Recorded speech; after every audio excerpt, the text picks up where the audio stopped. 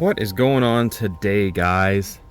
I'm back. After a long hiatus, I finally have a little bit of time here to shoot some of what I love, and that is sprinklers. So, what I have here for you today is very, very special. I searched for these heads for, probably about 5 years before I found one. I have 4 of them in my possession now. It is the Rainbird 5500. So these came out with the original 7005 rotors, and they were just made as basically a smaller version of the 7005. So they have a 3/4 inch inlet. They're a true 5-inch pop-up height, but they're just packed full of features. The really cool thing is about these is the right and left trigger points, end stops, whatever you want to call them, are adjustable. So they just go around and around forever. You can set it wherever you want. You don't have to dig up the head. These were arguably one of Rainbird's best rotors that they ever made, other than the T-Bird, which I love. But they didn't make these for very long. So I don't know the exact manufacture date to when they stopped making them. However, this guy was made in 2001, July 14th. And these guys, this was about the same. So this was made in 2004, July 13th. Sorry, January 13th. So I think they were only made for a few years, and then they came out with the 5000 series, kind of made these redundant. It just didn't make sense for Rainbird to keep making such an expensive sprinkler. So they got retired, and the only way you could get this technology was to go to the 8005 or the 7005 rotors.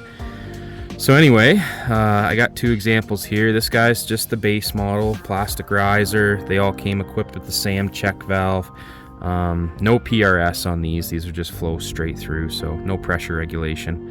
But full circle and part circle in one sprinkler head on all 5500 series rotors. Like I said, nozzle selection is really nice for these. It came with 6 nozzles. So you can see, I'll break one out here. We'll go through installing a nozzle for you guys, but I like to use the blue nozzle myself. But just look at that nozzle design.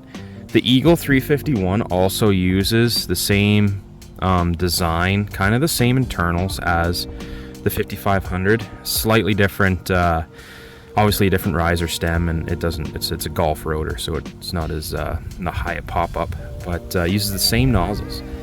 But these are rain curtain nozzles. As you can see, it has your main stream right there, a little tiny stream right there for mid-range, and then your rain curtain stream at the bottom there. And that's across the board, guys. They all have those rain curtain streams. Some of them, so that's the smallest nozzle, black. It doesn't have the midstream in it, but neither does the purple or the yellow. The green's got 2. That's kind of neat. But across the board, guys, you get that one mainstream and then the rain curtain nozzle there. So to go through changing a nozzle on one of these guys, the easiest way I've found is just you can use the hold-up tool, but not everybody's going to have the hold-up tool. So we just take the body out of the case like that. It's the exact same as any other Rainbird rotor. Just push down. This one's already got a blue installed because I just couldn't help myself. I used it. And you have your diffuser screw, and I actually have the Rainbird tool right here. It's just a slotted screwdriver, guys. You don't have to get fancy with it. Just make sure that it's the right size so that you don't damage the covering so much.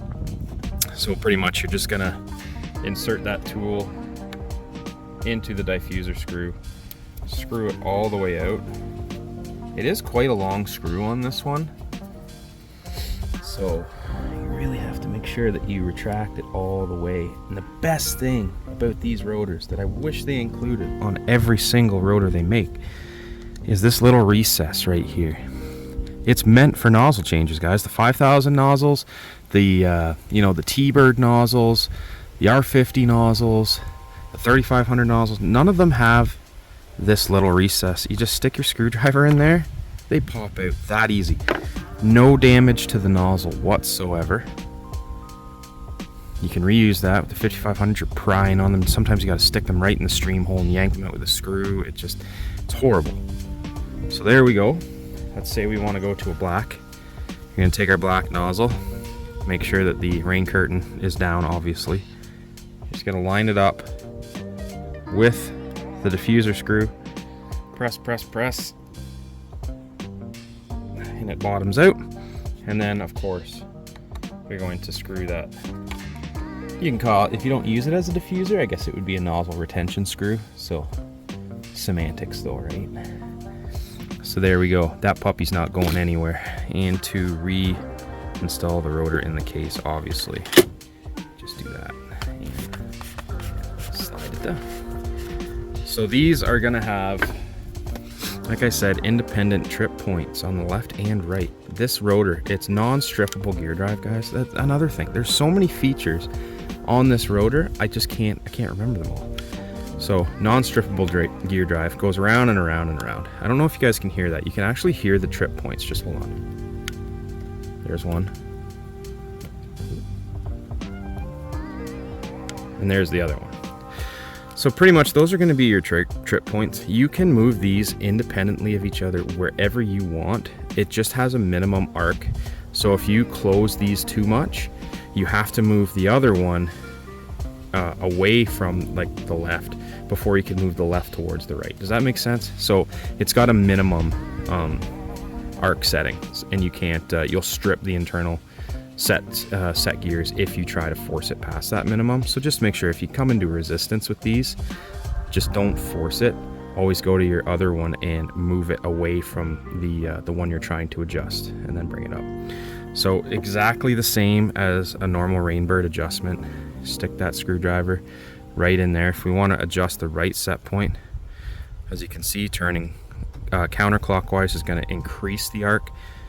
Turning it clockwise is going to decrease the arc. So if I turn this clockwise, it's going to move this arc toward the left trip point. If I move it clockwise, it's going to move it away from the left trip point. And exactly the same with this, it's just opposite. Clockwise, you're moving it away from the right trip point. Counterclockwise, you're moving it towards the right trip point. So there's just no need to take this body out of its casing and try to adjust it with it doesn't have a slip clutch like the 5000 series, doesn't have any of that junk. It's just really nice independent trip points. Super user-friendly sprinkler. And just for your viewing pleasure, I'll show you the stainless steel. This is the stainless steel non-potable, potable, however you want to pronounce it, bottle. It's the only, I saw these pop up on eBay and I just had to grab them. So there is the stainless steel nozzle, or sorry, stainless steel riser. Really nice stainless, really thick turret on it, really tall turret. It's got a nice brass retention pin in there. You can kick this thing. There's videos, there were videos on YouTube of this, of testing, and the guys actually kicked them just to prove that you can't kick the turret off of the stem. It's pretty wild. This sprinkler was way ahead of its time, packed with features. It's the exact same as the base model, just a purple top. Help if it was right way up. Just got your stamped SS there for stainless steel. Oh, another thing I forgot to mention, if you're changing a nozzle, you don't want to take the rotor out of its case and it's just in the ground. Exactly the same as most Rainbird turrets. They have this nice insert in there. You insert it down, turn it. This is going to be hard because I'm holding it. Then you can pull the riser out of the body just like that. You just want to make sure that the sprinkler is secure in the ground so you don't yank the thing right out.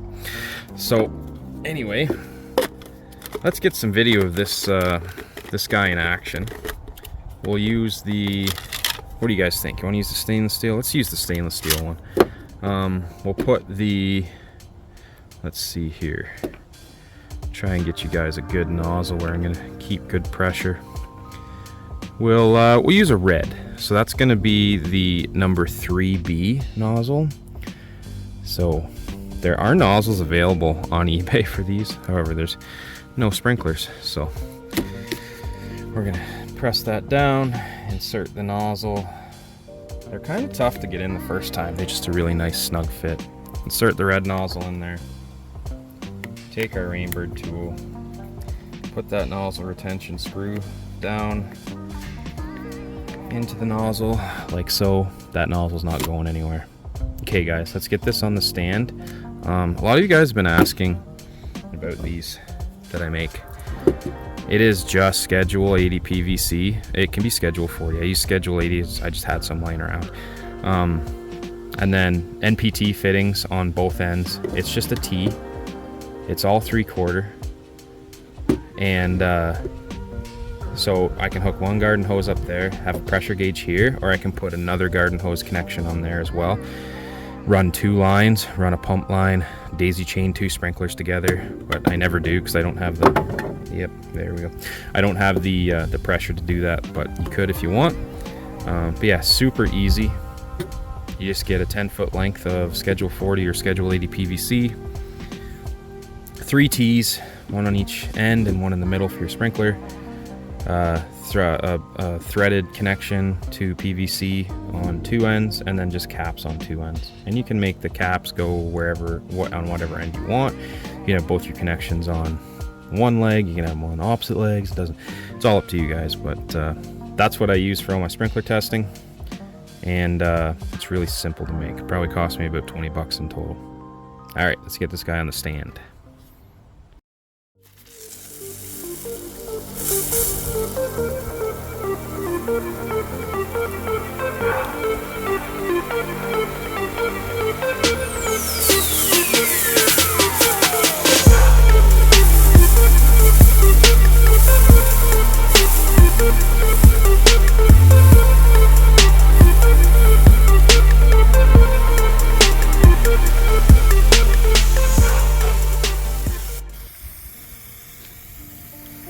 Alright guys, so we're going to just go through a quick arc adjustment setting on this guy. I'm not going to talk through much through this video. I'll let the sprinkler speak for itself. So anyway, we've got it set on the minimum arc setting right now, and if you notice, it's pointing into my neighbor's yard here. If we want to make this arc without touching the riser, we want to make the right and left trip points over here. What we're going to do is we're going to start with the left, because we're going to want to move the entire arc to the left. We'll turn it. We'll go 3/4 of a turn. We'll see where the trip point is. See how now it's going past its original trip point there. Should move it, about 90 degrees anyway.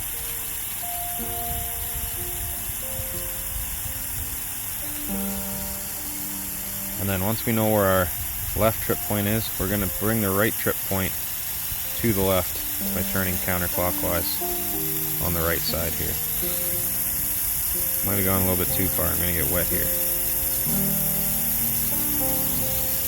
There it is. So now what we're going to do, we'll just bring this guy to it where it stops, and there we go. We just closed that gap. So without touching the riser, without touching the body, we have taken this arc and we have moved it 90 degrees. What an amazing piece of technology. Every sprinkler should have this. It makes arc adjustment so easy. You're not messing around putting ratchet or vice grips on the stem. You don't have ratcheting stems. You're not trying to twist the body in the ground. It's just such a cool thing. So we're going to move this back over. Move this arc a little bit farther over again, just so we can get some good video of the spray pattern. This is the number 8 nozzle, like I said. I would guess it's about 6 GPM. I would have to research the chart to tell. But we're getting about 40 feet of throw on this guy at 50 PSI, guys. So I'm going to shut up and let you guys enjoy this sprinkler, because it is a rare unicorn, guys. So enjoy.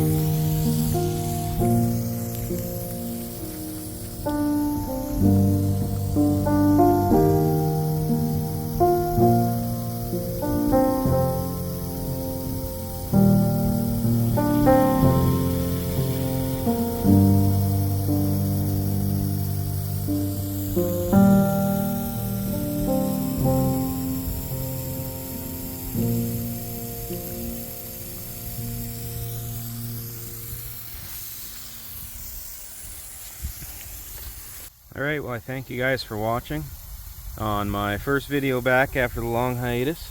Hopefully it's not that long since I release another one. And take care, enjoy your lawn, and I'll see you on the next one.